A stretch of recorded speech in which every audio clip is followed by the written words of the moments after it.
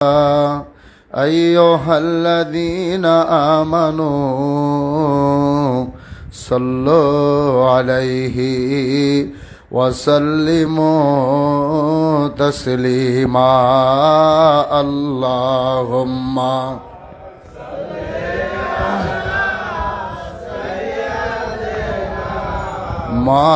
مولانا محمد وعلى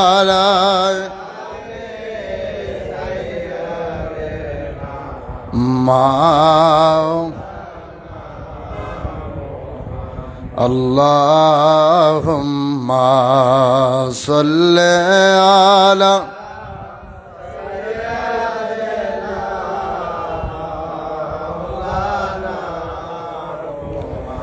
وعلى آل سيدنا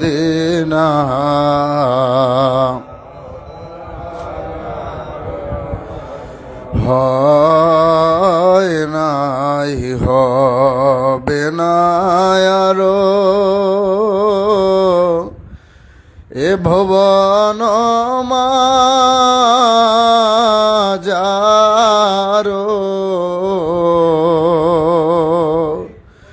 কোন দেশে কোন কালে এহেন সুজন আল্লাহুম্মা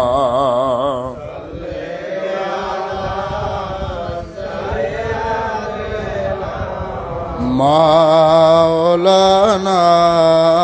মুহাম্মদ ওয়ালা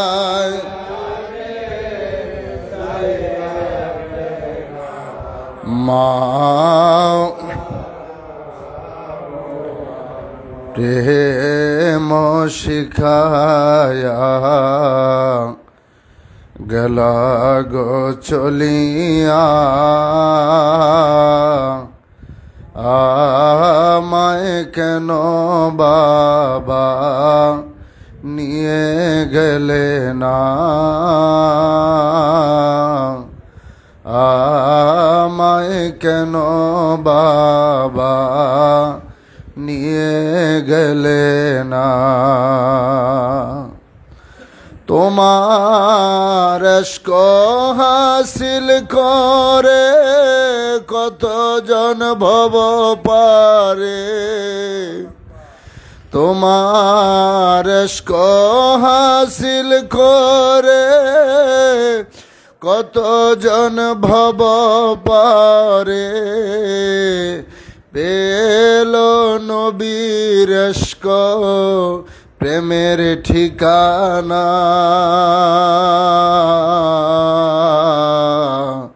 প্রেম শিখায়া গেলা গো চলিয়া আমায় কেন বাবা নিয়ে গেলে না আমায় কেন বাবা নিয়ে গেলে না বাবা ছিলে যখন জাহেরায় কত দেখেছি তোমায় এখন কেন তোমার দেখা মিলে না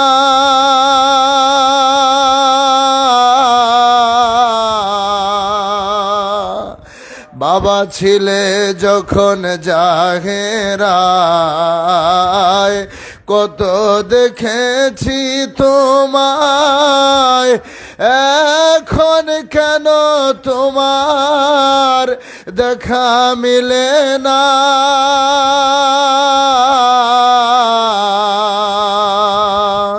দয়াল বাবা দয়া করে বলে দাওয়া মারে দয়াল বাবা দয়া করে বলে দাওয়া মারে কোথায় করেছো বাবা প্রেমের ঠিকানা, প্রেম শিখায়া গেলা গো চলিয়া, আমায় কেন বাবা নিয়ে গেলে না, আমায় কেন বাবা নিয়ে গেলে না।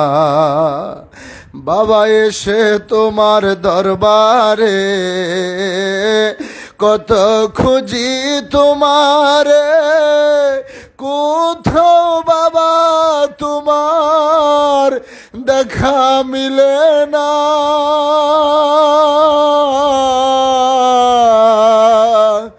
বাবা এসে তোমার দরবারে কত খুঁজি তোমারে, কোথাও বাবা তোমার দেখা মিলে না। আমার প্রেম নাই বলে অন্তরে দেখা দাও নাই আমারে, প্রেম নাই বলে অন্তরে দেখা দাও নাই আমারে। কোথায় করেছো বাবা গোপন ঠিকানা,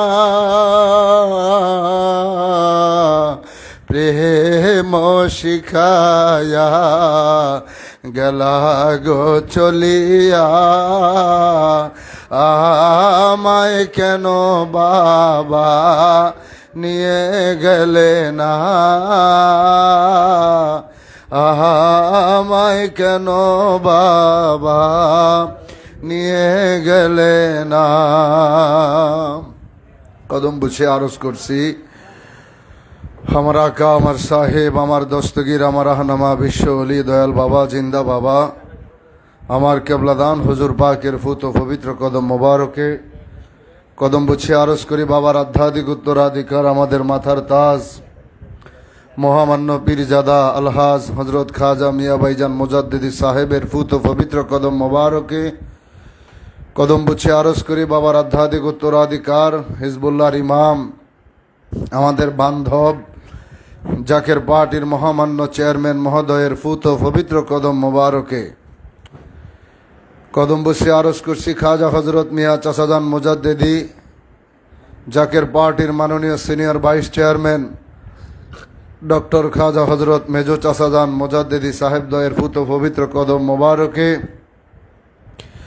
কেবলাদান হুজুর পাকের পরিবারবর্গ আহলে বাইত সকল সদস্যবৃন্দের কদম মোবারকে লক্ষ কোটি কোটি চুম্বন রেখে উপস্থিত বিশ্ব অলির মহাপবিত্র বিশ্ব বেসালত মঞ্জিল বনানী পাক দরবার শরীফে পবিত্র জুমার নামাজ আদায় করার উদ্দেশ্যে আগত প্রাণপ্রিয় জাকেরান আশেকান ভাইয়েরা, পর্দার অন্তরালে মা ও বোনেরা, লাইভ প্রোগ্রামের মাধ্যমে যে যেখান থেকে প্রতি জুমাবারের ন্যায় আজকেও আলোচনা শুনতেছেন, সকলের প্রতি আন্তরিক মোবারকবাদ ও সালাম। আসসালামু আলাইকুম ওয়া রাহমাতুল্লাহি ওয়া বারাকাতুহু। আল্লাহ পাকের দরবারে অগণিত শুকরিয়া আদায় করছি যে মহান রব্বুল আলামিন আমাদেরকে পবিত্র শাওয়ালের চাঁদের তৃতীয় জুমায়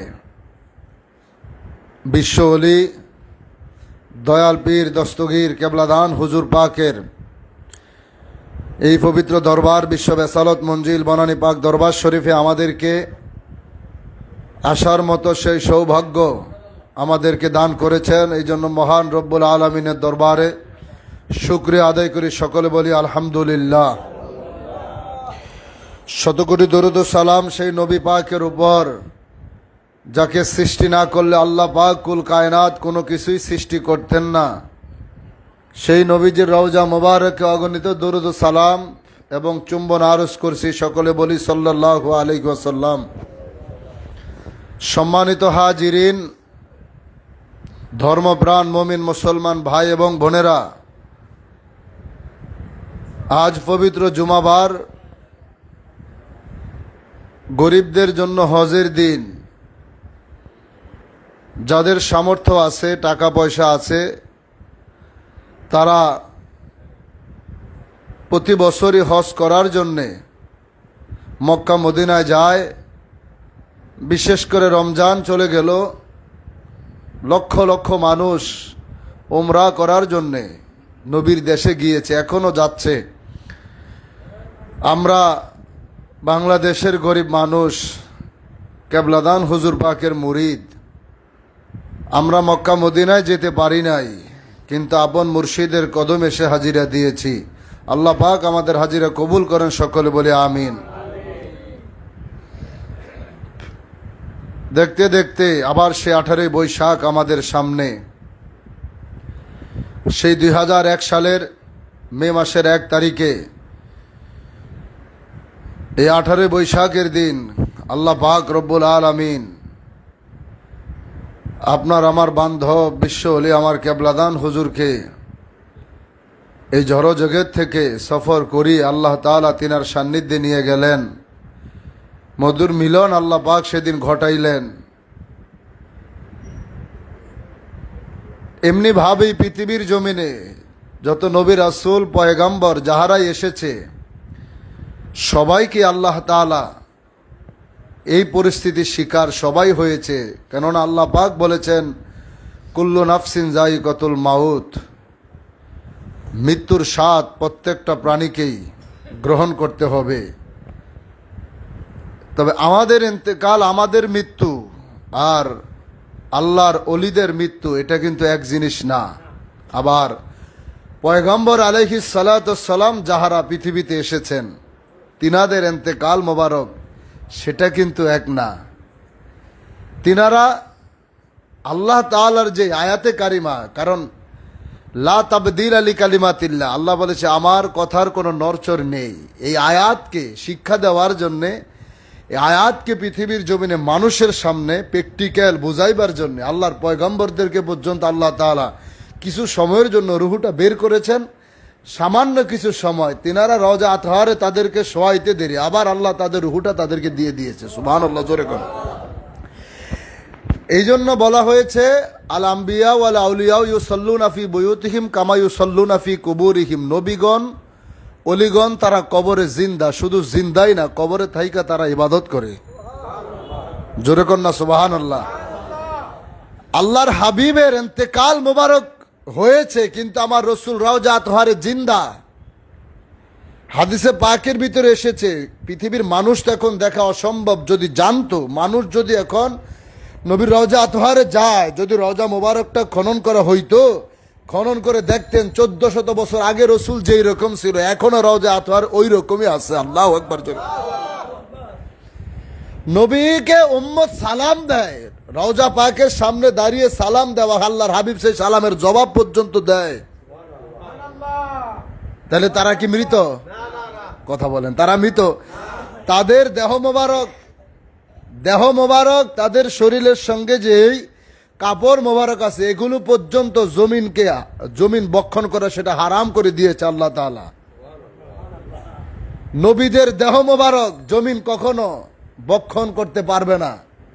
আর আল্লাহর অলি যাহারা, আল্লাহর বন্ধু যাহারা, তিনাদের ব্যাপারও আল্লাহর হাবিব নিজেই বলেছে, আলা ইন্না আউলিয়া আল্লাহি লা ইয়ামুত, সাবধান, অলি আল্লাহদের কোনো মৃত্যু নাই।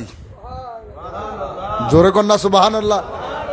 তাদের মৃত্যু নেই। জগতে তাদের যেই রকম ক্ষমতা ছিল, ইন্তেকাল মোবারকের পরে তাদের ক্ষমতা আরো 70 থেকে 700, 7000, 7 লক্ষ কোটি গুণ আল্লাহ তাআলা বাড়িয়ে দেয়। চিৎকার মেরে কম সুবহানাল্লাহ।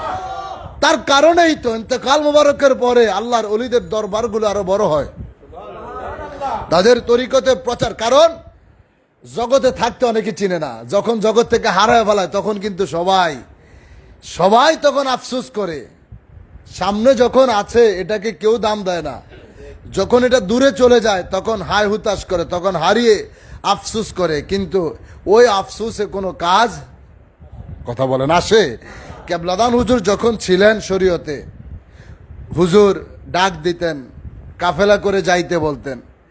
100 জনের মধ্যে 10 জন যাইতো, 90 জন যাইতো না।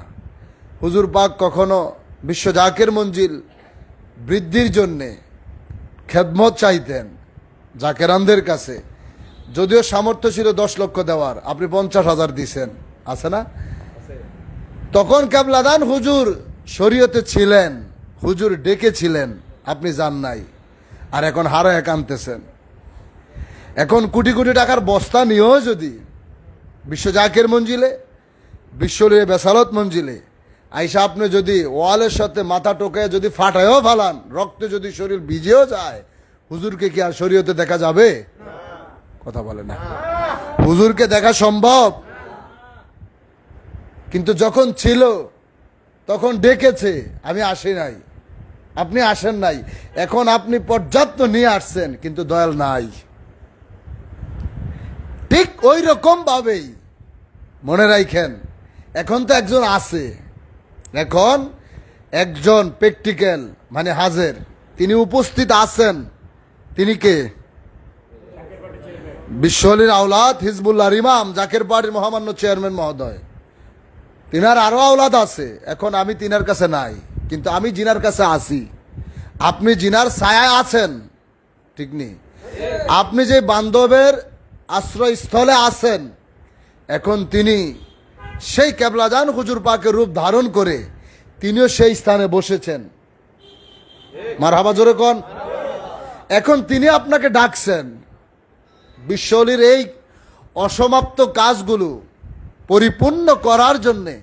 তিনি আপনাদেরকে তাগিদ দিচ্ছেন, আপনাদেরকে ডাক দিচ্ছেন, হুকুম দিচ্ছেন। আপনার অনেকের হয়তো এটা গ্রহণ করার, এই হুকুমটা পরিপূর্ণ পালন করার সামর্থ্য নেই, আবার ম্যাক্সিমাম জাকের ভাইদের আছে। কথা বলে না। যদি না থাকতো তাইলে তিনি চাপিয়ে দিতেন না।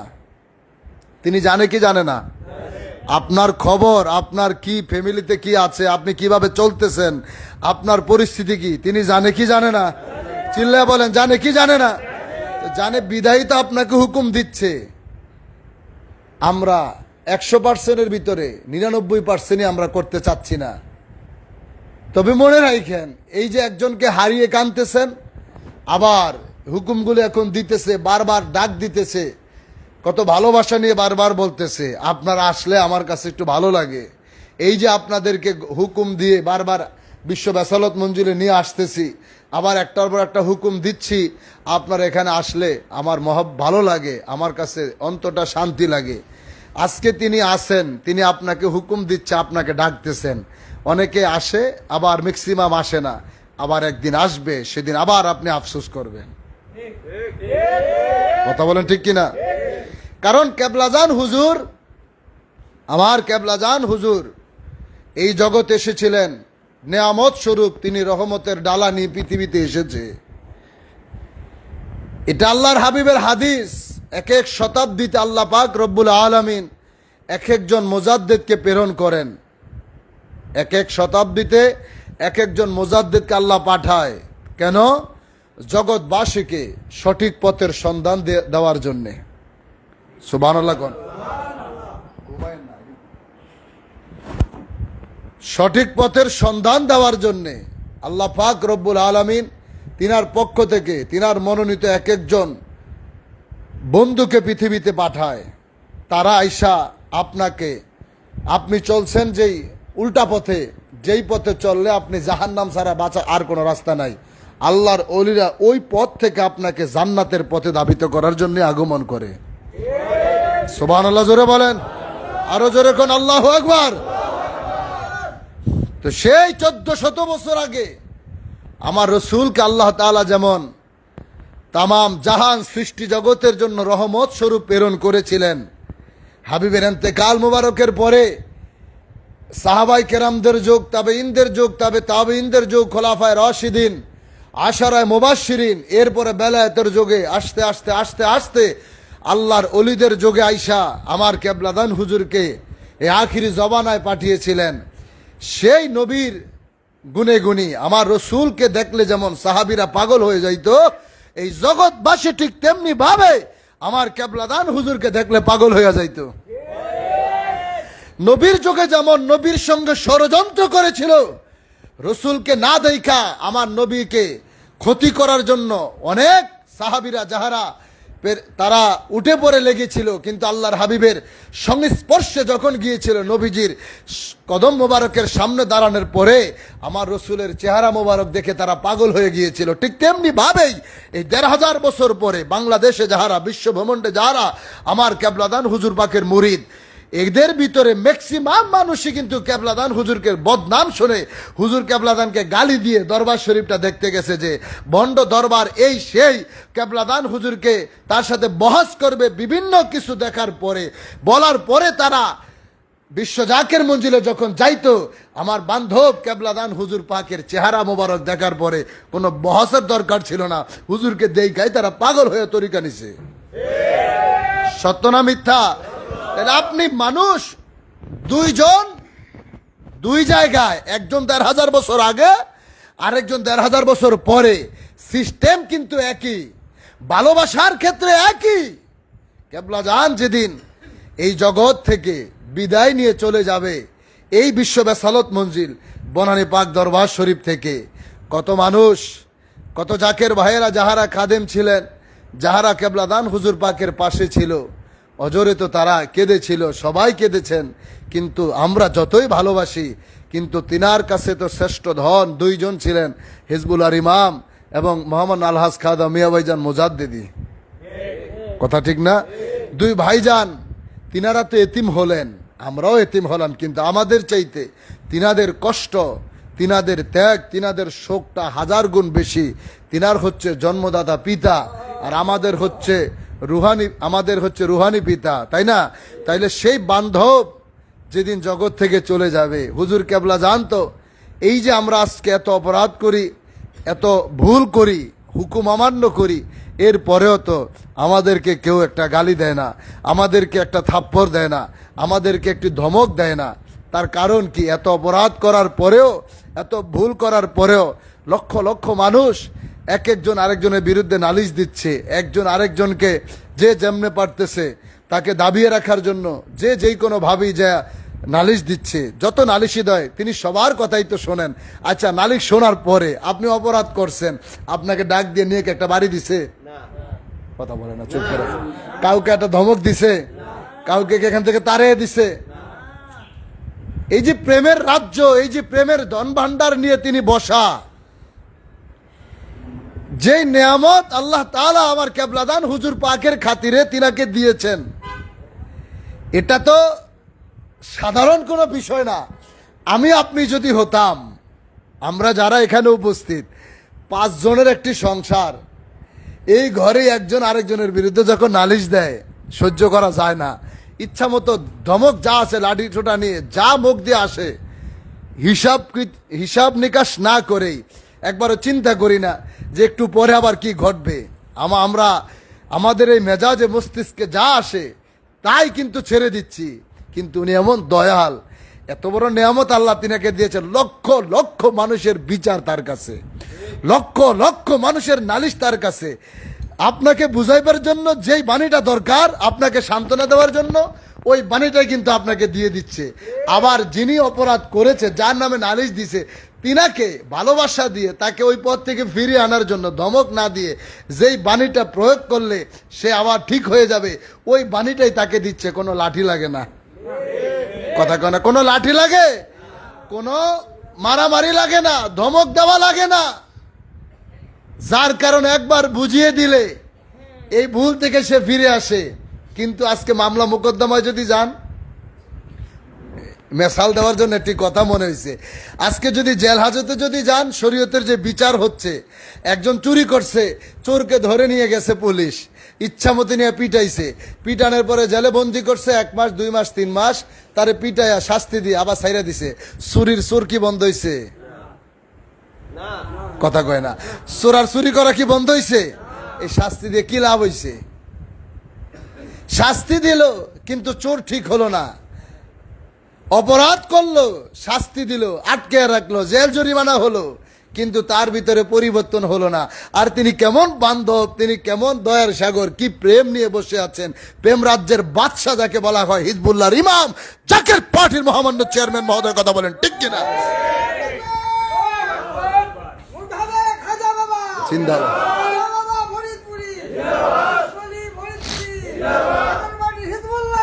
জিন্দাবাদ।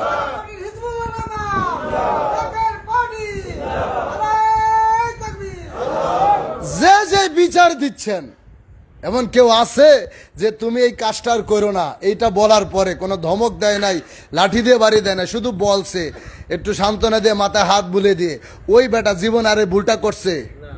কথা কয় না, করছে? করে নাই। ঠিক এই প্রেম ছিল ১৫০০ বছর আগে নবীর দরবারে। ঠিক এমনি ভাবেই যখন বিচার নিয়ে যাইতো, আল্লাহর হাবিব শাস্তি না দিয়ে ভালোবাসা দিয়ে দিত, ওই চোর যিনি অপরাধ করত তার এমনিতেই সঠিক পথ পেয়ে যাইত। আল্লাহু আকবার জোরে বলেন। এখন আজান হবে, আজানের পর আবার বাকি আলোচনা আসবে।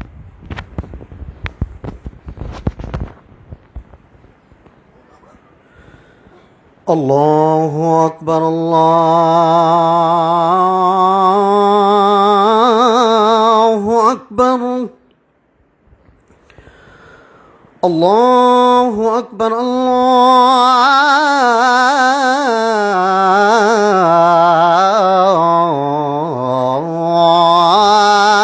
আল্লাহু আকবার। أشهد أن لا إله إلا الله.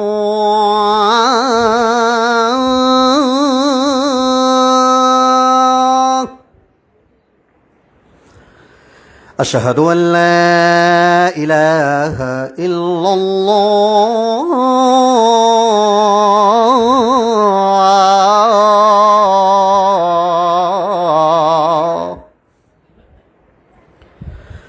أشهد أن محمدا رسول الله.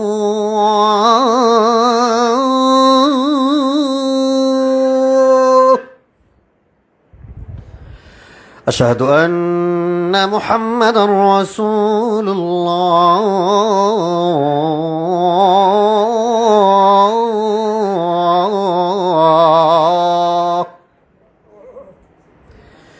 حي على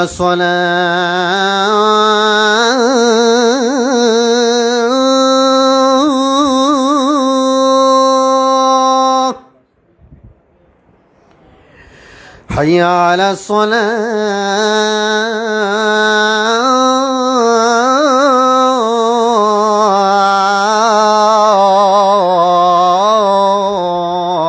الصلاة. حي على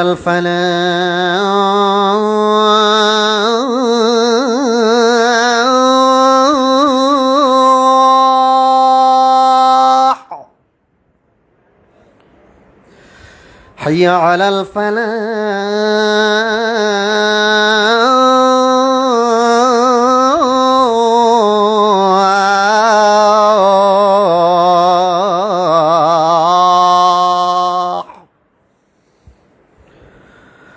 الله أكبر،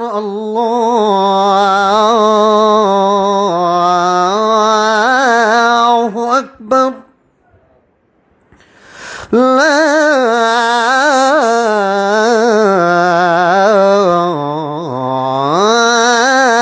إله إلا الله.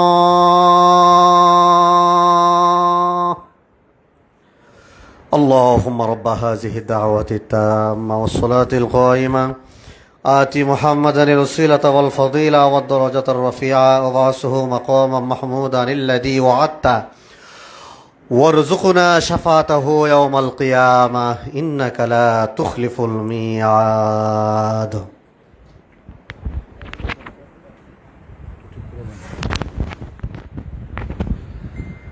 اللهم صل على مولانا محمد وعلى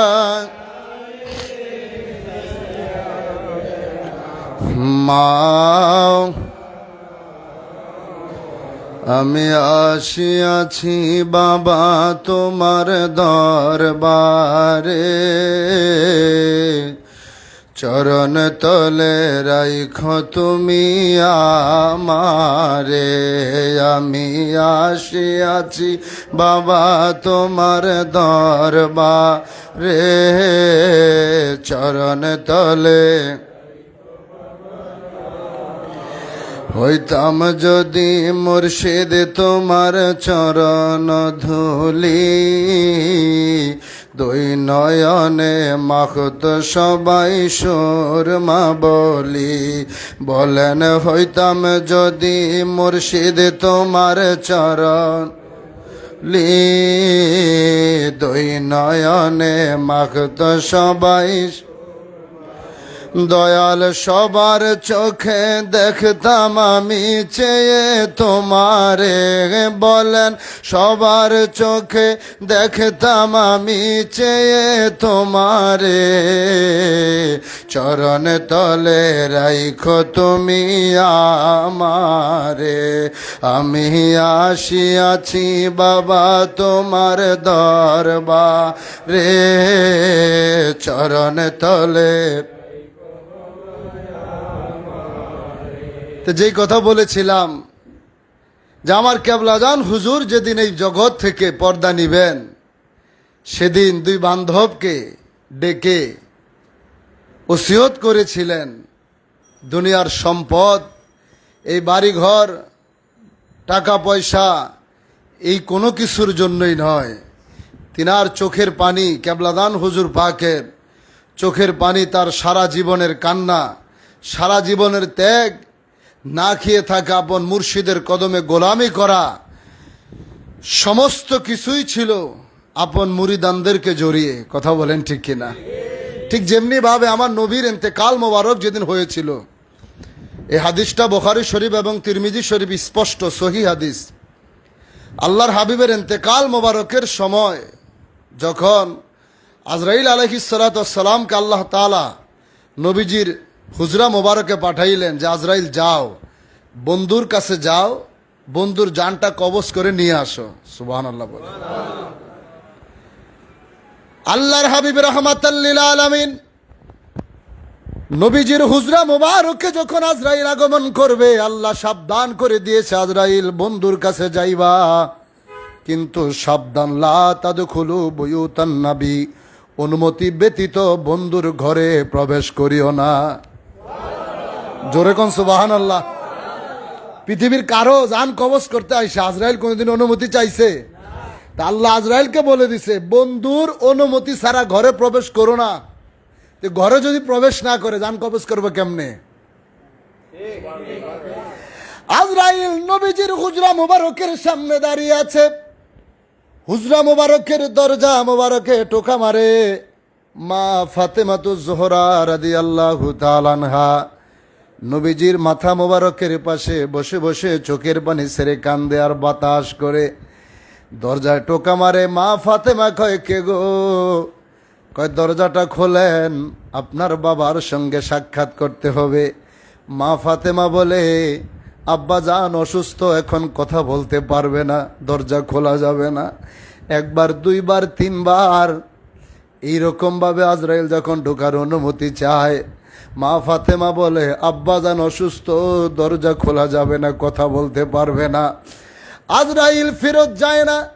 রসুল চোখ মোবারক খুলে বলে, মা কার সঙ্গে কথা বলো? মা ফাতেমা কয়, আব্বা গো, কত মানুষ মদিনায় আপনার সঙ্গে দেখা করতে আসছিল, একটা বার নিষেধ করলে চলে যায়, কে যেন আপনার সঙ্গে সাক্ষাৎ করছে আসছে আব্বা। তিনবার বলার পরেও সে যায় না, দাঁড়িয়ে আছে। তিনি কে? আমি তো তাকে চিনি না। বাবা, আপনি কি তারে চিনেন? আমার নবী ডাক দিয়া কয়, মা এই লোক সেই লোক গো মা, যেই লোক সন্তানের কাছ থেকে বাবারে চিরদিনের জন্য কেড়ে নিয়ে যায়, মায়ের কাছ থেকে সন্তানকে চিরদিনের জন্য ছিনিয়ে নিয়ে যায়, যেই লোক স্বামীর কাছ থেকে বিবিকে চিরদিনের জন্য কেড়ে নিয়ে যায়, এই লোক আল্লাহর ফেরেশতা আজরাইল। সে আমার সঙ্গে কথা না বলে কখনো ফিরে যাবে না। দরজা খুলে দেওয়া হলো। আজরাইল নূরের নবীর সামনে দাঁড়িয়ে সালাম দেয়, আল বিদা ইয়া রাসূলুল্লাহ, ওগো মায়ার নবীজি, আল্লাহ আপনার বিদায় সালাম জানাইছে। আমি আজরাইল আপনার জান মোবারক কবজ করতে আসছি। আমার নবী সেদিন চোখের পানি ছেড়ে বলে, আজরাইল আমি চলে যাব, এটাই তো স্বাভাবিক, আমার তো কোনো কষ্ট নাই, তবে দাঁড়াও, আমার ভাই জিব্রাইল আসতেছে, জিব্রাইলের সাথে আমার কিছু কথা আছে। আজরাইলকে দাঁড় করায় রাখে, জিব্রাইলের সঙ্গে কথা বলবে। জিব্রাইল নবীর কদম মোবারকে দাঁড়ায় সালাম দেয়, আসসালামু আলাইকা ইয়া রাসূলুল্লাহ, ও মায়ার নবী গো, আল্লাহ আপনার বিদায় সালাম জানাইছে। জিব্রাইল এই কথা বলার পর আমার নবী কয়, জিব্রাইল আমি চলে যাব, আমার তো কোনো কষ্ট নাই, আমার দুঃখ নাই, আমার দুঃখ আমার গুনাহগার উম্মতের কে দেখাশোনা করবে? আমার আসহাবে সুপার সাহাবীগুলো 7 দিন না খায়া থাকার পরে আমি নবীর কদম মোবারক যখন সুইটা আসে, আমার চেহারার দিকে তাকায়া তাদের পেটের ক্ষুধাগুলো নিবারণ হয়ে যায়।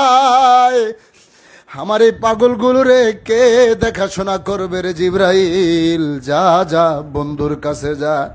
জিব্রাইল কান্দে আর কয়, নবী গো, এই জগতে যত পয়গাম্বর এসেছে সব নবীদের জান কবজের সময় আমি জিব্রাইল ছিলাম, সবাই নিজেদের চিন্তা করেছে, তারা বলেছে আল্লাহ কি আমারে মাফ করছেনি, আল্লাহ আমার জীবনের গুনাহ খাতা মাফ করাইছেনি।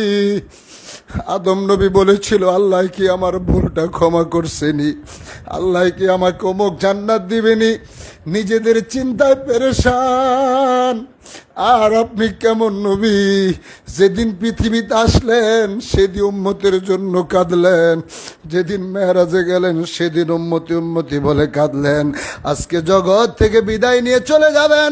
আপনার 7টা পরিবারের ভিতরে, আপনার প্রায় 12টা 9টা সংসারের ভিতরে আগামীকাল কি খাবে সেই চাউলটা পর্যন্ত তাদের ঘরে নাই। হাদিস শরীফ বলেছে যদি জ্বালানি তেলটা পর্যন্ত থাকতো, ক্ষুধার যন্ত্রণা সেই তেল পর্যন্ত তারা খেয়ে ফেলতো। আপনার হাসান হোসাইন আপনার পাশে বসে কান্দে, আপনার ফাতেমা আপনার পাশে বসে কান্দে, আপনি 7-7টা ফ্যামিলির খবর নিলেন না, আপনার হাসান হোসাইনের খবর নিলেন না, আপনি এখন উম্মতের জন্য কান্দেন। আমার নবী কয়, জিব্রাইল যা বন্ধুর কাছে যা, বন্ধুকে জিজ্ঞেস কর আমার উম্মতের কে দেখাশোনা করবে। জিব্রাইল আমার আল্লাহর সান্নিধ্যে যে বলে, আল্লাহ গো, এটা কেমন হাবিব পৃথিবীতে পাঠাইলেন, সারা জীবন যিনি উম্মতি উম্মতি বলে কেঁদে গেলেন, আজকে বিদায় বেলায় আপনার হাবিব উম্মতের জন্য পেরেশান, জানতে চেয়েছে উম্মতরে কে দেখাশোনা করবে। আমার আল্লাহ উত্তর দেয়, জিব্রাইল যা, এই জন্যই তো আমি মুসা নবীরে হাবিবুল্লাহ বানাই নাই, ঈসা রুহুল্লাহকে হাবিবুল্লাহ বানাই নাই, আমি মুহাম্মদুর রাসূলুল্লাহকে হাবিবুল্লাহ বানিয়েছি। জিব্রাইল বন্ধুর কাছে চলে যাও, বন্ধুকে যায় বলো, বন্ধুর উম্মতের দেখাশোনার বার আমি আল্লাহ নিজেই গ্রহণ করে নিলাম। আল্লাহু আকবার, আরো জোরে বলেন না ইয়া রাসূলুল্লাহ। ও মায়ার নবী গো, তুমি প্রেমে শিখায়া কোথায় লুকাইলা বলেন, ও মায়ার নবী গো, তুমি প্রেমে শিখায়া আমি কেমনে যাব তোমার কাছে নবী, কেমনে যাব তোমার কাছে নবী, একবার এসে বলো না তুমি প্রেমে শিখায়া কোথায় লুকাইলা বলেন ও মায়ার নবী গো তুমি প্রেমে শিখায়া। জিবরাইল নবীজির দরবার আইসা কয় নবী গো আমার আল্লাহ সিদ্ধান্ত জানিয়ে দিয়েছে আর উম্মতের জন্য আপনাকে কাঁদতে নিষেধ করেছে। আল্লাহ বলেছে আপনার গুনাহগার উম্মতের দেখাশোনার বার আমার আল্লাহ নিজেই গ্রহণ করেছে। আল্লাহু আকবার। নবী কয় আজরাইল আর আমার কোনো দুঃখ নাই রে আজরাইল, আয় আমি নবীর জান মোবারকটা কবজ করে নিয়ে যা। কিতাব সাক্ষী দেয় নবীজির জান মোবারক কবজের জন্যে আজরাইল যখন আমার নূরের নবীর বুক মোবারকের ভিতরে যখন হাতটা রেখেছে, নবী চোখের পানি ছেড়ে বলে আজরাইল তুই কি উহুদ পাহাড়টা আমার বুকের ভিতরে চাপিয়ে দিলেনি রে আজরাইল? আজরাইল তুই কি উহুদ পাহাড়টা আমার বুকের ভিতরে চাপিয়ে দিলেনি? আজরাইল কয় ইয়া রাসূলুল্লাহ আল্লাহ বলেছে আমি যেন আসানের সহিত আপনার জান মোবারকটা কবজ করে নিয়ে যাই।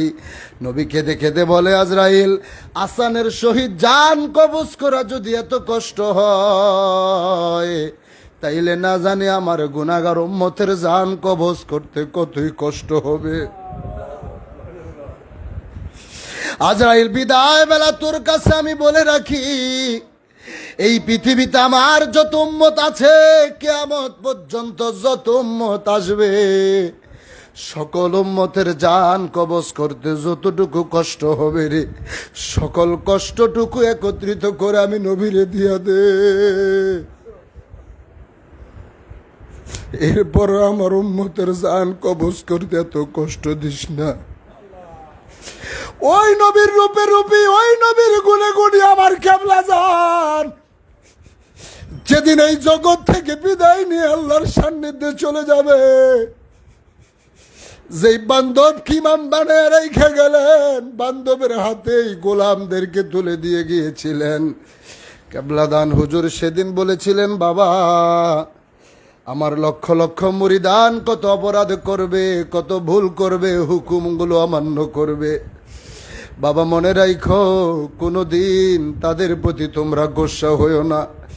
আমি আমার সম্পদ যাহা কিছু আছে সব আল্লাহর রাস্তায় আমি ট্রাস্ট করে দিয়ে গেলাম। আমার আমানত আমার সম্পদ আমার জাকের সমাজ এই জাকেরদেরকে বাবা তোমার কাছে আমানত রেখে গেলাম।